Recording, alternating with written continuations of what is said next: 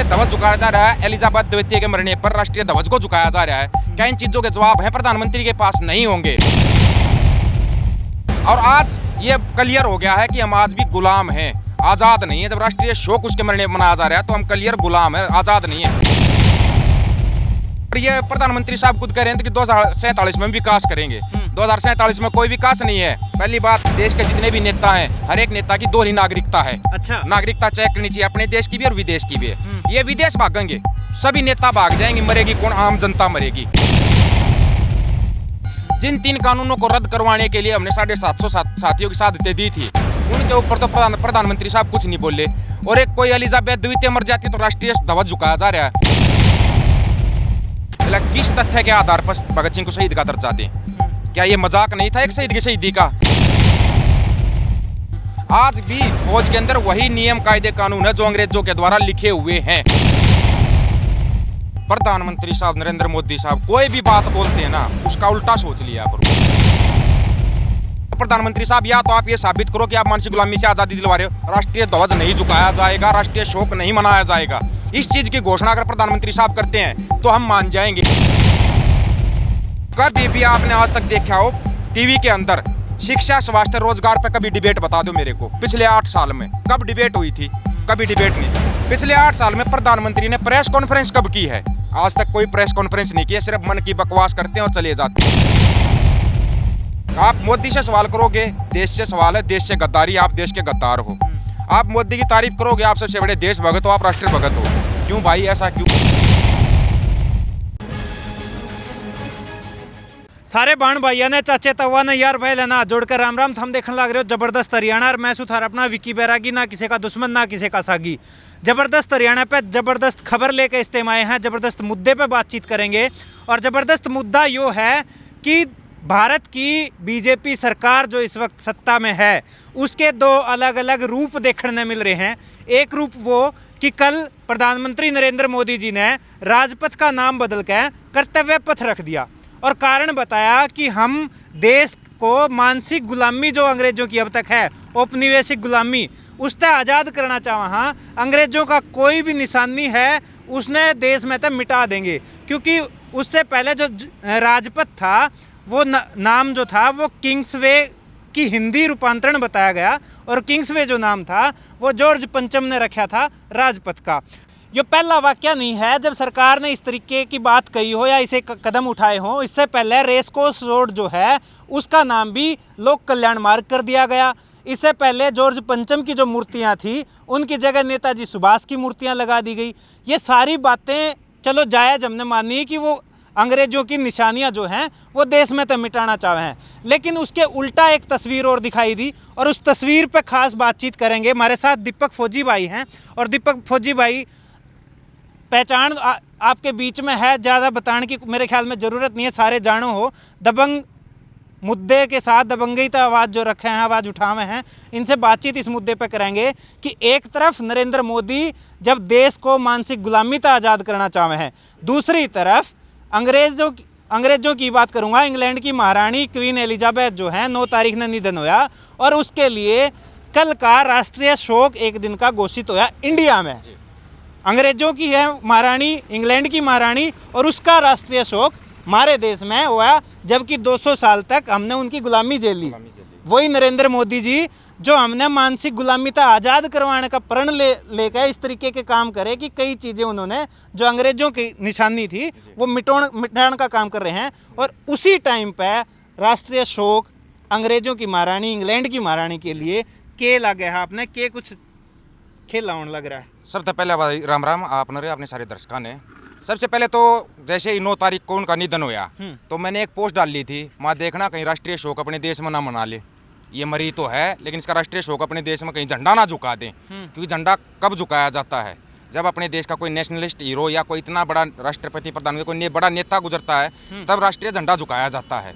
उसका हमारे देश में क्या योगदान था ये तो हमारे को पता नहीं। कल ही घोषणा कर दी प्रधानमंत्री साहब ने कि 11 तारीख को राष्ट्रीय ध्वज झुकाया जाएगा और एक दिन का राष्ट्रीय शोक किया जाएगा। एक तरफ प्रधानमंत्री साहब दावा करते हैं कि हम विश्व गुरु बनेंगे, हम आज़ाद हैं, हम अंग्रेजों की हर निशानी को मिटा देंगे, जॉर्ज पंचम की निशानी को मिटा देंगे। जॉर्ज पंचम की निशानी के ऊपर मेरे को याद आया जो अपना राष्ट्रीय गान है, जन गण मन अधिनायक, किसने लिखा था? रविंद्रनाथ टैगोर ने लिखा था। रविंद्रनाथ टैगोर ने ये राष्ट्रीय गान कब लिखा था? जब जॉर्ज पंचम पहली बार भारत आया था तब लिखा था, और इसके लिए रविंद्रनाथ टैगोर को नोबेल पुरस्कार दिया गया था। अच्छा। वो हमारा राष्ट्रीय गान आज तक कैसे है फिर? और फिर राष्ट्रीय ध्वज झुकाया जा रहा है, एलिजाबेथ द्वितीय के मरने पर राष्ट्रीय ध्वज को झुकाया जा रहा है। क्या इन चीजों के जवाब हैं प्रधानमंत्री के पास? नहीं होंगे।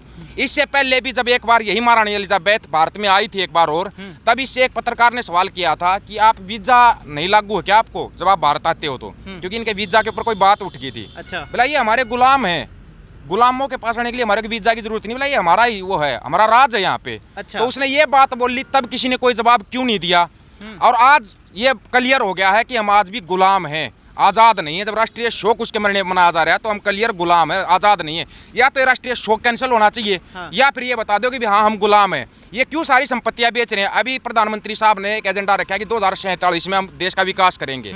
एक बार एक वीडियो वायरल हुआ था एक लड़की का, कोई रुचि लड़की थी। बिल्कुल। उसने एक बात बोल दी थी कि 99 साल की लीज पर आज़ादी मिली हमारे को। हालांकि वो पूरे तथ्य पेश नहीं कर पाई थी। 99 साल का लीज को मेरे को कल एक लेटे ऐसी बात ध्यान में आई, 99 साल उसके पूरे हो रहे हैं 2046 के अंदर, और ये प्रधानमंत्री साहब खुद कह रहे हैं कि 2047 में हम विकास करेंगे। 2047 में कोई विकास नहीं है। पहली बात, देश के जितने भी नेता हैं, हर एक नेता की दो ही नागरिकता है। अच्छा। नागरिकता चेक करनी चाहिए, अपने देश की भी और विदेश की भी है। ये विदेश भागेंगे, सभी नेता भाग जाएंगे, मरेगी कौन? आम जनता मरेगी। आम जनता इस बारे में जागरूक नहीं हो रही। आपको याद आया 13 महीने किसान आंदोलन चला था। किसान आंदोलन को एक दूसरा नाम भी दिया गया था कि आज़ादी की दूसरी लड़ाई। अच्छा। आपने भी सुना होगा, आपने बहुत कवर किया था उसको। आज़ादी की दूसरी लड़ाई क्यों बोला गया था उसको? क्योंकि कुछ नेताओं की समझ में आने लगा था कि हम आज भी गुलाम हैं। क्योंकि जब दिल्ली बोलते सभी की है, दिल्ली कोई नेताओं की नहीं है, दिल्ली सब की है, सब जा सकते हैं। जैसे ही किसान अपनी मांग रखने लिए दिल्ली जाने लगे, गड्ढे खोद दिए, रास्ते में बैरियर लगा दिए, दीवारें चुनवा दी थी। दीवारें चुनवा दी। ऐसा क्यों किया गया था? क्योंकि आदेश ऊपर से था, नहीं आने चाहिए, ये अपनी कोई भी मांग नहीं रखनी चाहिए। जिन 3 कानूनों को रद्द करवाने के लिए हमने 750 साथियों की साधतें दी थी, उनके ऊपर तो प्रधानमंत्री साहब कुछ नहीं बोले। और एक कोई एलिजाबेथ द्वितीय मर जाती तो राष्ट्रीय ध्वज झुकाया जा रहा है। अगर प्रधानमंत्री साहब इतना ही देश की जनता से प्यार करते तो 750 किसानों की शहादत के ऊपर राष्ट्रीय ध्वज को झुकाते और बोलते कि हाँ मेरे से गलती हुई है, मैं इनको नहीं सुन पाया पहले। देश की आज़ादी में जिन्होंने अपने बलिदान दिए, जान गंवा दी, देश के दांव पे लगा दी जान, उन सारे हमारे जो वीर सेनानी रहे हैं, कहीं ना कहीं आपने लगा है कि उनकी भी बेइज्जती हुई है। बेइज्जती, सरेआम बेइज्जती हो रही है। आप एक बात बताओ, अभी ये एक चीज़ बार बार सामने लेके आते हैं, सावरकर। हाँ। सभी सही दो फोटो लगा, सावरकर का लगा देते, कभी नेहरू का हटा देते हैं, कभी गांधी का हटा देते हैं, कभी भगत सिंह का हटा देते हैं। ये क्या रहे हैं हम बताते हैं आपको। सुप्रीम कोर्ट ने, आपको पता हो, 15-20 दिन पहले वो आदेश दिया था कि भगत सिंह को शहीद का दर्जा दिलवाने के लिए एक पिटीशन लगाई गई थी। बोला किस तथ्य के आधार पर भगत सिंह को शहीद का दर्जा दें? क्या ये मजाक नहीं था एक शहीद की शहीदी का, जिसको हम शहीद आजम भगत सिंह बोलते? क्या वो मजाक नहीं था? कोई नहीं बोला, सब खामोश रहे, किसी ने कोई सवाल जवाब नहीं किया। इन्होंने सावरकर की, महाराष्ट्र की बुकों के अंदर 8वीं क्लास की बुक के अंदर पढ़ाया जाता है कि वीर सावरकर जेल के अंदर से बुलबुल के पंख पे बैठ कर बाहर आते थे। भाई वो बुलबुल के पंख पे बैठ कर बाहर आता था तो वापिस क्यों जा रहा था फिर वो जेल में? अगर वापिस जा रहा था तो माफीनामा क्यों लिख रहा था फिर वो बार बार? माफीनामा लिख कर पेंशन क्यों ले रहा था? इसका मतलब वो पेंशन ठीक ले रहे थे, उस पेंशन का बदला आज ये चुका रहे हैं। महारानी एलिजाबेथ द्वितीय के मरने पर राष्ट्रीय ध्वज को झुका के जो पेंशन इनको दी जा रही है ना, उस पेंशन का कर्ज चुका रहे हैं ये लोग। हम आज भी गुलाम हैं, आज़ाद नहीं है, ये इन लोगों ने महसूस करवा दिया। अभी भी अगर लोगों की आंखें नहीं खुलती हैं तो खुल भी नहीं पाएंगी। आपने जिस लड़की का नाम लिया, रुचि, बीजेपी की युवा नेत्री हैं और लल्लन टॉप पे एक शो में उन्होंने बहस जो चल रही थी, और भी पार्टियों के लोग थे, तो कांग्रेस पार्टी के जो वहाँ प्रवक्ता बैठे थे उन तक कहा था कि उसने कहा कि हमने आज़ादी दिलवाई देश है। जवाब में कहा कि आज़ादी भी पूरी नहीं दिलवाई, आज़ादी भी 99 साल की लीज पे, ये बीजेपी नेत्री के बयान थे और उस पर पड़ताल भी हुई। लेकिन कहीं ना कहीं हम शुरू तक पढ़ते आए, गणतंत्र है हम तो, जनता का, जनता के लिए, जनता के द्वारा राज है हमारा। बिल्कुल। लेकिन यहाँ जिनने हमारे पर राज करा उनके लिए राष्ट्रीय शोक। हम, आपने बोला कि गणतंत्र राज अपने देश के अंदर, हमारा देश 15 अगस्त 1947 को ये बोल रहे हैं आज़ाद हो गया था। 1950 में हमारा संविधान लागू हो गया था। जिस दिन संविधान लागू हो गया, चलो उस दिन से मान लेते हैं हमारा देश गणतंत्र दिवस देश था, तो उसी दिन चुनाव, उस साल चुनाव क्यों नहीं हुए? चलो 1951 में चुनाव क्यों नहीं हुए? चुनाव जाकर 1952 में हुए हैं। एक तरफ ये बोल देंगे उस टाइम पर देश ऐसी स्थिति में नहीं था कि हम चुनाव करवा सकते थे, तो उस स्थिति में नहीं था तो ये देश की जनता को बताना चाहिए था, क्यों नहीं था? आप इसको भी छोड़िए, आप फौज के नियम कायदे कानून जानते हैं?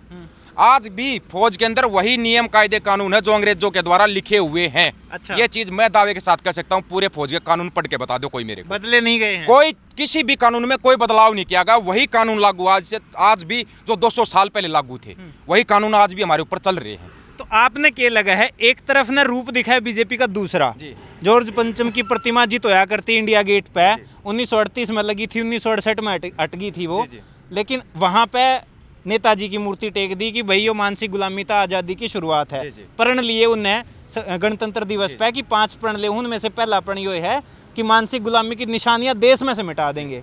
ठीक है, बहुत जगह नामकरण चेंज हुए, अब कर्तव्य पथ बना दिया राजपथ का।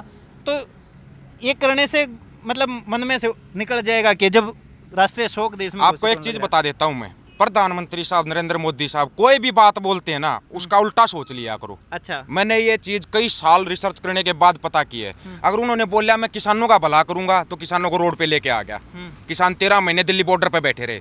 उन्होंने बोला कि विद्यार्थियों के भविष्य के लिए मैं कुछ करूंगा, स्कूल बंद करने शुरू कर दिए। उन्होंने बोला कि बैंकों का उद्धार किया जाएगा, बैंकों पे ताले लगने शुरू हो गए, bank of Adani, bank of Ambani बनना शुरू हो गया। उन्होंने बोला रेलवे का उद्धार किया जाएगा, रेलवे को ही बेच दिया। उन्होंने बोला चप्पल वालों को जहाज में बिठाऊंगा, सारे एयरपोर्ट बेच दिए। अब उन्होंने बोला मानसिक गुलामी से आज़ादी, नहीं, मानसिक गुलाम बनाया जा रहा है, हमारे को आज़ाद नहीं किया जा रहा। पहले हम शारीरिक गुलाम थे, शारीरिक गुलामी से आज़ादी मिलनी बहुत आसान होती है, आसान तो नहीं होती, कुर्बानियाँ उसमें भी देनी पड़ती है, लेकिन मानसिक गुलामी ऐसी गुलामी होती है जिससे कभी हम आज़ाद हो ही नहीं सकते। अगर हम मानसिक गुलाम हो गए तो शारीरिक गुलाम को आज़ाद करवाया जा सकता है, मानसिक गुलाम को कोई आज़ाद नहीं करवा सकता, कितना ही जोर लगा। क्या अंग्रेजों के फिर से मानसिक गुलाम तैयार होने लग रहे हैं? बिल्कुल तैयार किए जा रहे हैं, और पहली तैयारी, अगर प्रधानमंत्री साहब बोल रहे हैं मानसिक गुलामी से आज़ादी, तो प्रधानमंत्री साहब या तो आप ये साबित करो कि आप मानसिक गुलामी से आज़ादी दिलवा रहे हो। राष्ट्रीय ध्वज नहीं झुकाया जाएगा, राष्ट्रीय शोक नहीं मनाया जाएगा। इस चीज़ की घोषणा अगर प्रधानमंत्री साहब करते हैं तो हम मान जाएंगे कि प्रधानमंत्री साहब अपनी बात के पक्के हैं, नहीं तो यहीं पे क्लियर है कि अब ये मानसिक गुलाम बनाने की तैयारी कर चुके हैं। तो जिस तरीके से इंग्लैंड की महारानी एलिजाबेथ द्वितीय के निधन पर राष्ट्रीय शोक की तैयारियां हो रही हैं, कल का राष्ट्रीय शोक पूरे देश में है और झंडा झुकाया जाएगा, भारत का झंडा अंग्रेजों की महारानी के लिए, इंग्लैंड की महारानी के लिए।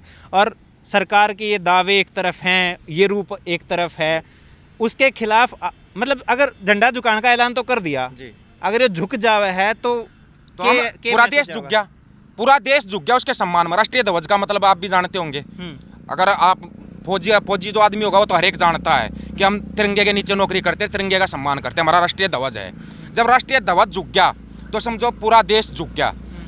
यहाँ पे अपना राष्ट्रीय ध्वज होता है, सेना के अंदर कलर बोला जाता है, जो एक रेजिमेंट का फ्लैग जो होता है ना, उसको हम कलर बोलते हैं, रेजिमेंट कलर बोलते हैं। अगर उस रेजिमेंट कलर को अगर झुका दिया तो ये समझो रेजिमेंट गुलाम होगी, वो रेजिमेंट झुक गई। उसका मतलब ये होता है, राष्ट्रीय ध्वज का झुकना मतलब ये होता है पूरा देश उसके सम्मान में झुक गया, हम उनके गुलाम हैं, हम गुलाम हैं। अगर कोई हमारे देश का नेशनलिस्ट हीरो या हमारा राष्ट्रपति या प्रधानमंत्री कुछ होता है, उसके सम्मान में राष्ट्रीय ध्वज झुकता है तो हम उसको मानते हैं, एक्सेप्ट करते हुए हमारे देश का प्रधानमंत्री है, चुना हमने है, लोकतंत्र है, चुनाव जनता करती है, चाहे अच्छा चुना बुरा चुना। अच्छा तो हम आज तक चुन ही नहीं पाए हैं, बुरा तो हमारे बार चुन लेते हैं, हम अपनी मुसीबत को खुद चुनते हैं। अच्छा। ये हमारे देश की खासियत है। हम कितना ही बदलाव कर लें लेकिन वो बदलाव हो नहीं पा रहा।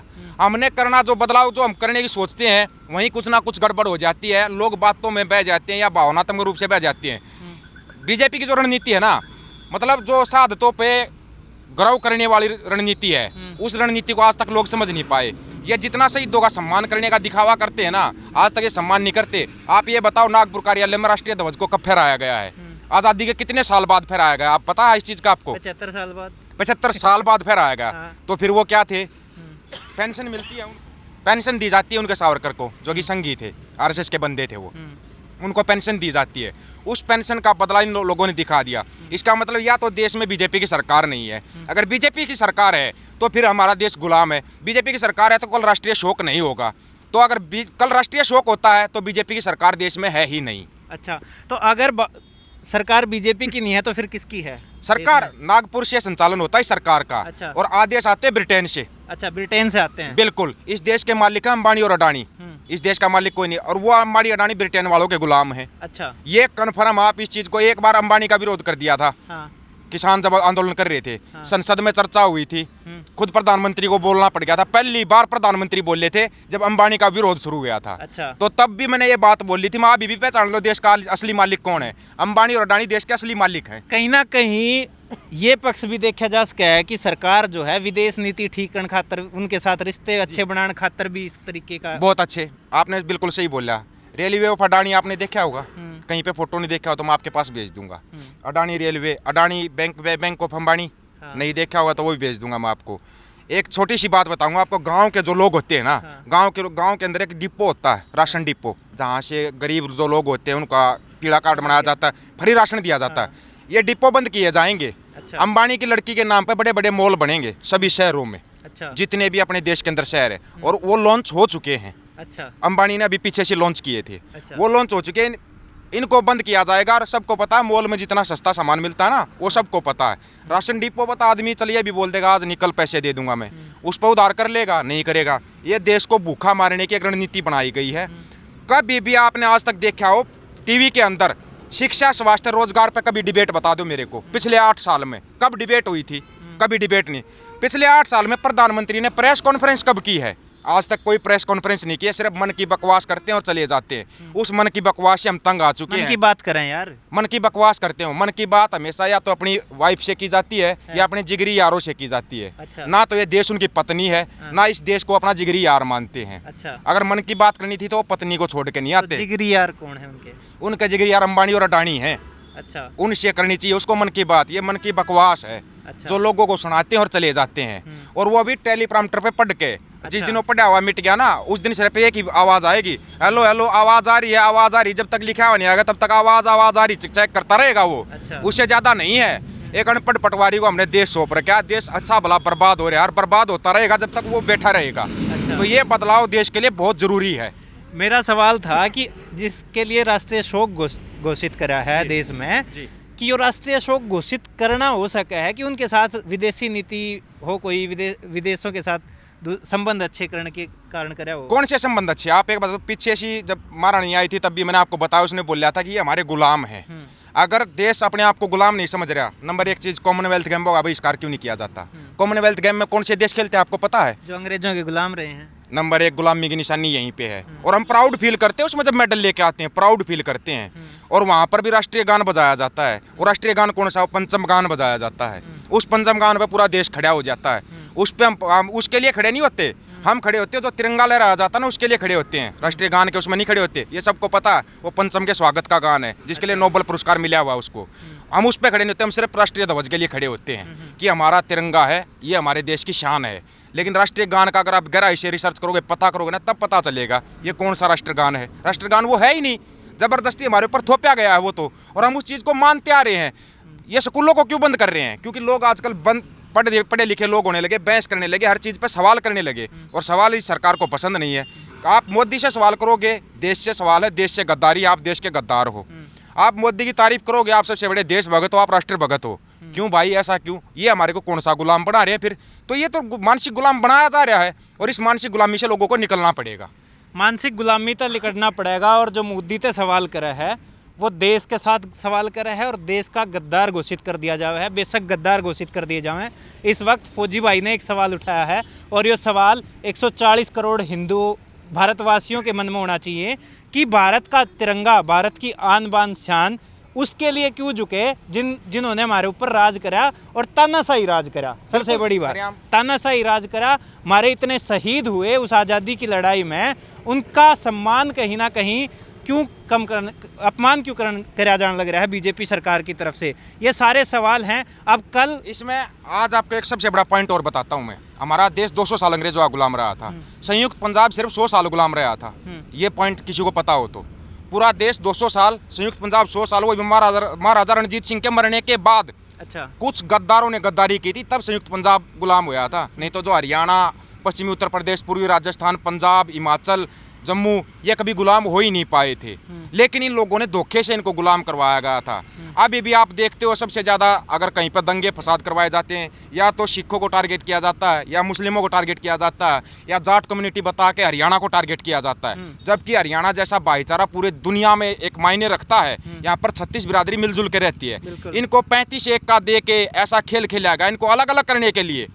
अभी भी ये लोग इसी एरिया को ज़्यादा टारगेट करते हैं, ताकि अगर ये गुलाम हो गए तो पूरे देश को गुलाम करना बहुत आसान हो जाएगा। लोगों को ये चीज़ सबसे पहले समझनी पड़ेगी कि जो संयुक्त पंजाब की ताकत थी ना, उस ताकत को पहचानना पड़ेगा आपको। बिल्कुल, लोगों को अपनी ताकत पहचाननी पड़ेगी, और पहचानना यूँ भी पड़ेगा कि सरकार का असली चेहरा कौन सा है। वो चेहरा जो मानसिक गुलामी, अंग्रेज़ों के जो जितने भी चिन्ह है, निशान है, वो मिटाने की बात कर रहा है, या वो चेहरा जो क्वीन एलिजाबेथ द्वितीय के लिए राष्ट्रीय शोक घोषित करा है और देश का तिरंगा उनके लिए झुकाने की तैयारी करने लग रहा है। ये दोनों चेहरे आपके सामने हैं। अब आपने कमेंट बॉक्स में लिख के बताना है कि आप कौन सा चेहरा इनका असली चेहरा मानो हो, और इस राष्ट्रीय शोक पे आपकी क्या राय है। आप इसने ठीक मानो या गलत मानो, आपके क्या सवाल हैं सरकार तय, कमेंट बॉक्स में सब लिख भेजिए। इस वीडियो ने लाइक कर दीजिए, शेयर कर दीजिए, यूट्यूब चैनल सब्सक्राइब कर लीजिए और फेसबुक पेज फॉलो कर लियो। कैमरे के पीछे हिमांशु, राम राम।